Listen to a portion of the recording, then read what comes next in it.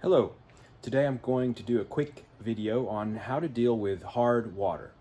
Now, water, as you know, is soft by its very nature. But when water is exposed to the earth, especially limestone, it picks up minerals. And that is the definition of hard water, water with a lot of minerals.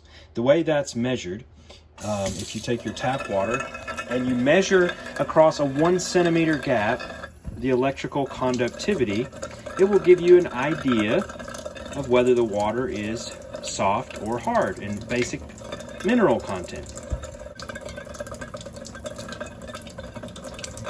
So 1255 is the conductivity. To give you an idea,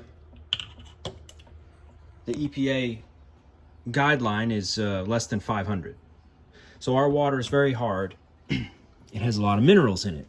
And here's the solution I've come up with to deal with it. The first thing you do is you get a branch off of your cold water line and you run it to a small valve, and then from that on-off valve it goes into an RO membrane. Now these reverse osmosis membranes are made of plastic. I'm not a big fan of plastic, but they're fairly cheap and easy to replace, and you can get something like this with the housing on Amazon for like 50 bucks. The key to a reverse osmosis membrane is it has an inlet, one inlet, but it has two outlets. One of the outlets is the drain. This outlet here goes all the way to the sink drain. And the water coming out of the outlet is going to be loaded with minerals. The water that comes through the RO membrane is going to have a lot less minerals. I then run it through past a couple of magnets, because magnets are magic, and I'll have to go into more on that in another video.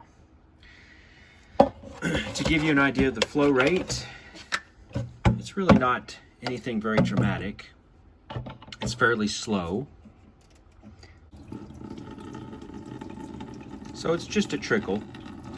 But if we look at this water quality here, you'll find it's greatly improved in its conductivity from the tap water.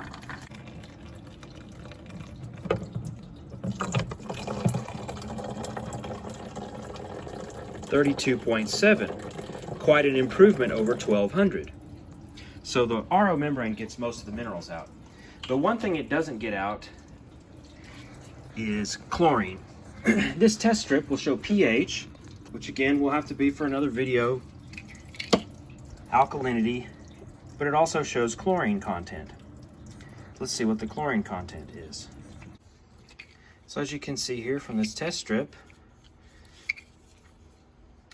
our alkalinities, our pH is a little bit high. Alkalinity is real good, real low.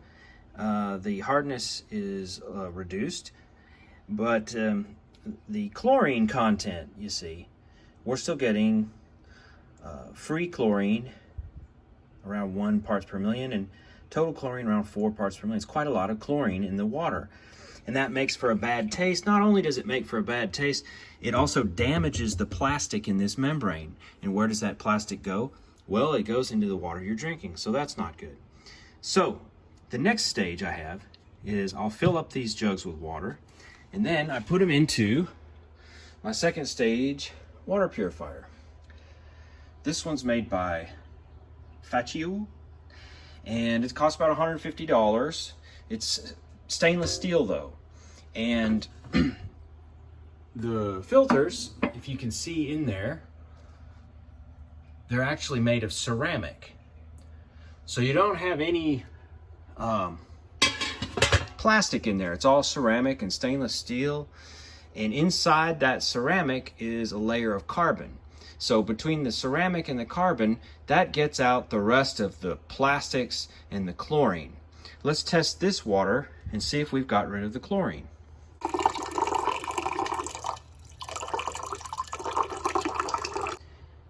So as you can see here, we've removed the chlorine. They were purple in the last video. And we've pretty much removed a lot of the minerals. It's still got a little high pH, but the water is much better. and it's gotten rid of all the plastic taste, and it tastes delicious. So I would recommend this. The only other thing I would recommend, that's good water, is if you had a carbon pre-filter before the RO element, you could probably get the whole system, the filters to last a little longer. But for this really tough water conditions, I found this arrangement to be suitable. Hope that helps if you have hard water. Thanks. Bye.